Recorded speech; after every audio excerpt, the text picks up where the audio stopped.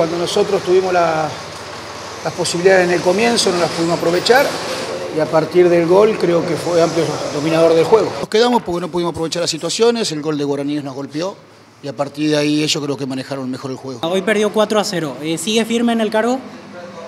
Siempre pienso, no porque hoy perdí tengo que pensar más que antes, lo mismo, tengo que ver si encuentro respuestas, si hay forma de poder revertir esto y a partir de ahí tomar decisiones, pero digamos, no tengo ningún apuro. Dolido, es un golpe duro en el cual tenemos que pensar a ver cómo se puede llegar a revertir y bueno, y pensar en adelante. ¿No pensó en dar un paso al costado a partir de esto? Como lo analicé en el momento que le ganamos Olimpia. Digamos, no tengo apuro de nada.